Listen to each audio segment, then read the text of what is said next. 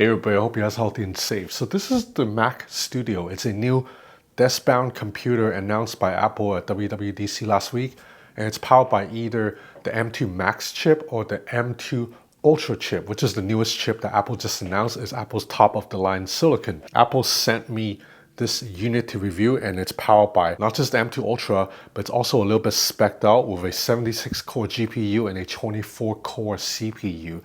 And I'm just gonna come out to say it, this is way too powerful for my workload. I'm not even scratching the surface of what it's capable of. The reason I know this is because the M2 Ultra chip in here, it's two M2 Max chips stitched together, and it's twice as powerful as the M2 Max chip. And if you follow my channel, you will know that my primary work machine is this 16-inch MacBook Pro with an M2 Max chip inside.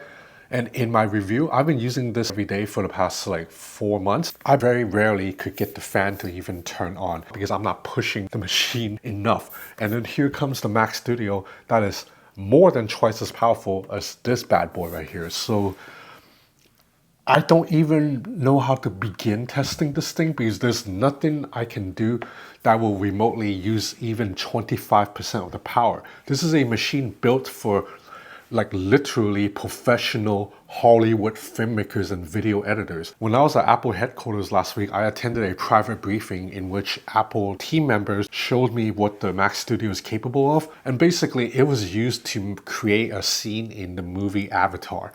Like the crazy Hollywood level production with like 27 tracks of like graphics, 3D effects, audio tracks. All that was running seamlessly on the Mac Studio, and the dude who showed me how it worked, he was able to in real time apply different settings. He can turn off like a music track if he wants or turn it back on and the video played smoothly. This thing's also capable of running 22 streams of 8K footage.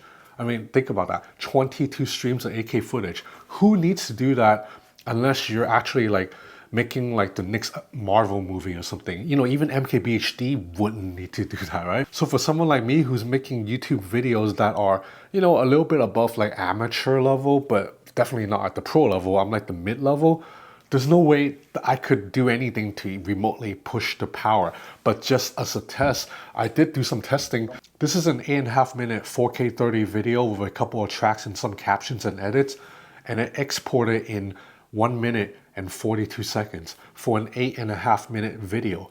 I tried loading some 8K videos in here, scrubbed through the timeline completely without stutter, but that's not a surprise because I could already do this on the M2 Max, and this is twice as powerful as the M2 Max. This machine here with 128 gigs of unified memory and 4 terabytes of storage, along with the 76 core GPU, actually costs $5,700 US. Now there is a more entry level, the Mac Studio, running the M2 Max chip, which you can get for $2,000. And to be honest, I think for 99% of people watching this, that base level M2 Max Studio, it's already more than powerful enough to do anything you would need. But you know, let's take a step back and just look at me using this machine as a computer, even though I'm only using like not even 25% of the power. First of all, I'm connected to a Mac Studio display. This is a 27-inch 5K panel, beautiful looking screen, just jaw-dropping speakers. Let me play a video right now. You guys know what video I'm gonna play. But did you hear that bass? Actually, feel the thump of the boom boom. It's just completely jaw-dropping, and yeah, I have been distracted because I'd be trying to work, and then instead I'm like, okay, let me watch some NBA basketball or watch some Blackpink videos on this beautiful, stunning display. So this display, it's a completely separate purchase. I believe it starts at $1,600. And let's also take a step back and look at the Mac Studio's hardware. This is a very beautifully designed piece of kit, right? It's completely metal. It is quite heavy, but it's a desk-bound machine, so it doesn't matter. I'm not going to be lifting this up every day. I love the port selection. So you have a total of 6 USB-C ports. All of them are Thunderbolt 4. 2 on the front, 4 in the back. I love having 2 USB-C ports on the front because it allows me to quickly plug in the cable to charge my phone or charge other devices if I need. You also have an SD card slot, which is super important for content creators. Flip it to the back, you have a 10 gigabyte Ethernet port, the power supply in the middle, 2 USB-A ports on the right side, HDMI, and then a headphone jack and a power button. If you buy the high-end M2 Ultra Edition, there's an entire heat sink in there that will help with thermals. But to be honest, again, for most people, you won't really need it because the M2 chips are so freaking efficient. Even when I was scrubbing through the 8K timeline, even when I was exporting 4K videos, even when I was playing Resident Evil Village on this thing, more on this later, the fan did not kick in once. So I'm also a fan of the craftsmanship, like the fact that the grills in the back actually curves around the curvature of the machine. This is something that's just very beautiful to look at. Like this thing on my desk just looks visually pleasing. And keep in mind, again, I am not an Apple fanboy. If you watch my phone reviews, I'm always saying how I prefer Android phones over the iPhones. For some reason, the iPhone just doesn't impress me that much, but Apple's computers completely blow me away. Ever since I got on Apple Silicon, there's just been no going back to Intel machines, because with Intel machines, even if you buy a high-end one with as much raw power as Apple Silicon, they're nowhere as efficient. Battery life isn't as good. If you unplug from power, performance dips. That's not the case with Apple Silicon. I've been working off the M2 Max for 4 months. Excellent battery life. I almost never hear the fan, and the thing doesn't even get warm. And the same applies here, because again, this is twice as powerful. So let's get back to what I talked about earlier, Resident Evil Village. So traditionally, for 2 decades, when you think of gaming, you think of PCs or Windows machines, not Macs. Apple's trying to change that by building a chip that's efficient, powerful enough to handle the graphics with unified memory. So that means the developer can decide how much of the memory is used for the GPU. It's not separated into GPU memory and CPU memory like on Windows machines. MetalFX is Apple's upscaling API for gaming. And when I was playing Resident Evil Village, I set the graphics to the max, which is 3840 by 2160, and the frame rate basically stayed above 100 the entire time. Particularly when I'm standing still, the frame rate would reach almost 200. And then when I'm moving around, it would still hover well over 100. And the whole time, again, the machine remained cool. The fan never turned on. And now I guess we have to talk benchmark numbers, right? Even though I've never been a benchmark guy.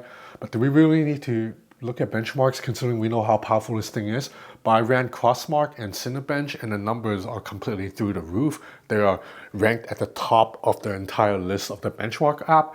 And it definitely outperforms like 99% of Windows machines out there right now. So ultimately, is the Mac Studio a good computer? Hell yes.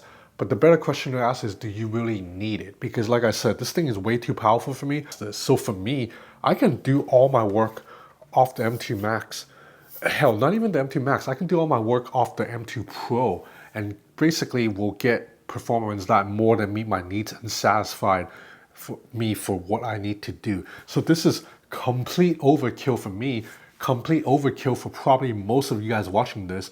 So you should only really look into getting the Mac Studio, at least the higher end M2 Ultra version, if you're like a 3D artist, if you're an aspiring Hollywood film editor, or if you're currently already in Hollywood, or like if you're like a professional artist, professional videographer.